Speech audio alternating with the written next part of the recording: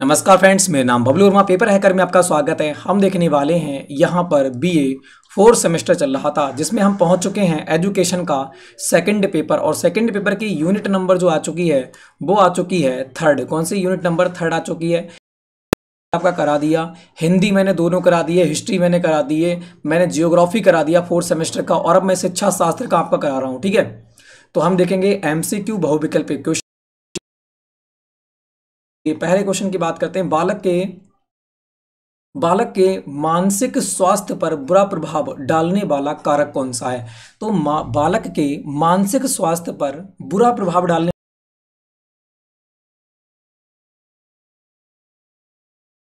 कौन सा हो जाएगा? देखो, अध्यापक का न्यूनतम वेतन, अगर न्यूनतम वेतन हो या ना हो, अगर अध्यापक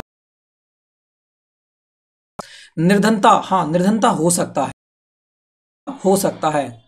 उपर्युक्त विषय, ऐसा कोई जरूरी नहीं है। ठीक है, बात करेंगे अध्यापक द्वारा उचित कार्य देना। अगर उचित कार्य होगा तो वह बुरा प्रभाव क्यों पड़ेगा? तो आंसर क्या रहेगा? निर्धनता। तो बालक के मानसिक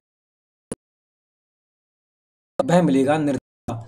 अगली बात कर लेते हैं। अगर हम नेक्स्ट क्वेश्चन की बात करें, पद रखा है कौन सा बालक के मानसिक अस्वस्थता का कारण नहीं है? कौन सा बालक के मानसिक अस्वस्थता का कारण नहीं है? अस्वस्थता का कारण कौन सा नहीं है, ये हमसे सिंपली पूछ रखा है। तो कौन सा हो जाएगा? अस्वस्थता का कारण नहीं है। देखो, बात करेंगे अनुपयुक्त व्यवहार। अगर आपका व्यवहार अच्छा नहीं है तो आपका जो मानसिक अस्वस्थता है उसका कारण होगा। ठीक है, बात करेंगे बौद्धिक संतुलन। बौद्धिक संतुलन है अनुपयुक्त व्यवहार। अगर आपका अनुपयुक्त व्यवहार नहीं है, ठीक है अनुपयुक्त व्यवहार है, तो आप क्या करोगे? अस्वस्थ रहोगे। बौद्धिक संतुलन अगर आपका अच्छा नहीं है तब भी आप होगे, और विद्यालयीय क्रियाएं जो होंगी तब भी होगे। मगर बात करेंगे सामाजिक सांख्यिकी, इससे कोई फर्क आपके माइंड पे नहीं पड़ेगा। अगले बात करते हैं, का अर्थ है वातावरण स्थापित करने की क्षमता। यह परिभाषा दी है, किसने दी है ये बताना है। वास्तविकता के धरातल पर वातावरण से पर्याप्त सामंजस्य स्थापित करने की क्षमता, ये परिभाषा किसने दी है? तो ये परिभाषा दी है लैंडेन ने। किसने? लैंडेन ने। अगले बात करते हैं, यहां दे रखा है तुम्हारा मानसिक स्वास्थ्य विज्ञान। मानसिक स्वास्थ्य विज्ञान वह विज्ञान है जो मानव कल्याण के विषय में बताता है, और मानव संबंध के सब क्षेत्रों को प्रभावित करता है। यह परिभाषा किसने दी? मानसिक स्वास्थ्य विज्ञान वह विज्ञान है जो मानव कल्याण के विषय में बताता है और मानव संबंधी के सब क्षेत्रों को प्रभावित करता है। ये परिभाषा किसने दी? तो कहते क्रो एवं क्रो ने दी थी। किसने? क्रो एवं क्रो ने दी थी। अगली बात करेंगे, मानसिक अस्वस्थता का कारण नहीं है। तो कौन सा कारण नहीं बताना है? देखो, चिंता, तनाव और भग्नाश, मगर निद्रा नहीं है। निद्रा होगी तो अस्वस्थ थोड़ी रहोगे और स्वस्थ हो जाओगे। अगली बात करेंगे, बालक का मानसिक स्वास्थ्य निर्भर करता है। तो बालक का मानसिक स्वास्थ्य निर्भर करता है किस पे? विद्यालय पर। हाँ, विद्यालय में अच्छा पढ़ाया जाएगा तो अच्छा होगा। परिवार पर, बिल्कुल सही है। समुदाय पर। राइट आंसर क्या रहेगा? उपरयुक्त सभी आपका बिल्कुल सही आंसर हो जाएगा। अगले बात करेंगे, विनय ने मानसिक आयु का संप्रत्य किस सन में दिया? जो विनय था उसने मानसिक आयु का संप्रत्य किस सन में दिया था, ये बताना है।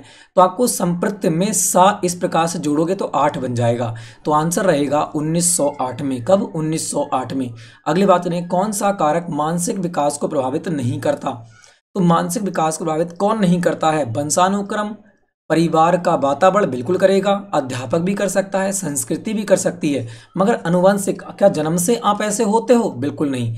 अगली बात करते हैं, यहां रखा है सामान्य रूप से मानसिक स्वास्थ्य संपूर्ण व्यक्तित्व का सामंजस्यपूर्णता के साथ कार्य करता है। किसने कहा था, ये बताना है। सामान्य रूप से मानसिक स्वास्थ्य संपूर्ण व्यक्तित्व का सामंजस्यपूर्णता कहा था। तो ये किसने कहा था? ये कहा था हेडफील्ड ने। किसने? हेडफील्ड ने कहा था। इस क्वेश्चन की योजन निरंतर चलने योजन जो है वो प्रक्रिया है जिसके द्वारा व्यक्ति अपने तथा और वातावरण के बीच संतुलित संबंध रखने के लिए अपने व्यवहार में परिवर्तित करता है। यह संबंधित है, किससे संबंधित है ये बताना है। तो समायोजन निरंतर चलने द्वारा व्यक्ति अपने और वातावरण के बीच संतुलित संबंध रखने के लिए अपने व्यवहार में परिवर्तन करता है। ये कथन किसका है? आंखों के गेट्स व अन्य का है। किसका है? अन्य का है। अगले बढ़ते हैं, यहां देखा है समायोजन के लक्षण है। समायोजन के कौन कौन से लक्षण हैं ये बताना है।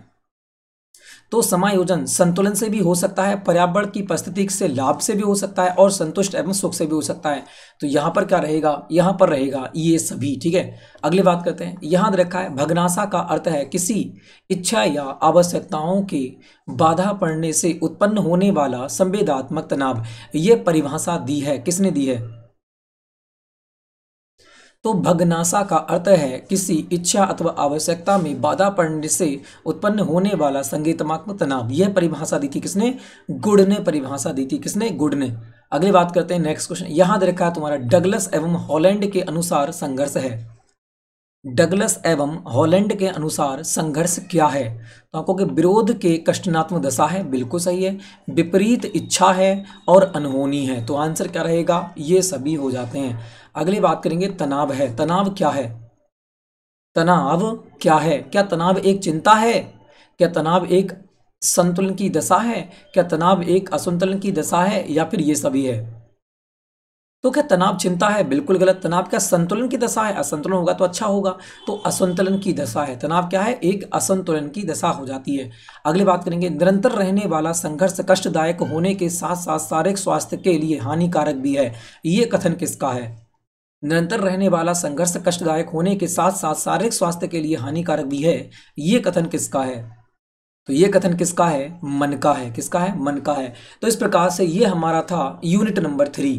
तो यूनिट नंबर 3 में 15 ही क्वेश्चन थे, तो मैं यूनिट बाय यूनिट ही करा रहा हूँ, जो कि आपको प्रॉब्लम ना हो पढ़ने में भी। ठीक है, तो यहाँ पर हमारा यूनिट नंबर 3 कंप्लीट होता है। 15 क्वेश्चन थे जो मैंने करा दिए, जो आपके एग्जाम के लिए वेरी वेरी इंपॉर्टेंट हो जाते हैं। अगर आपको प्लेलिस्ट चाहिए, पीडीएफ चाहिए, किसी भी सब्जेक्ट कहीं से भी हो आप, तो सभी की आपको प्लेलिस्ट कहाँ मिलेंगी? वेरी वेरी ऐप्स नोट्स चाहिए तो ऐप्स नोट्स मिल जाएंगे, पीडीएफ नोट्स चाहिए तो पीडीएफ नोट्स मिल जाएंगे, प्लेलिस्ट की लिंक चाहिए तो प्लेलिस्ट का लिंक भी मिल जाएगा। कहाँ? आपको कि हमारी साइट paperhacka.in, वहां पर आपको जाना है, सब कुछ अवेलेबल है। ठीक है, तो सभी के लिए जय हिंद, जय भारत।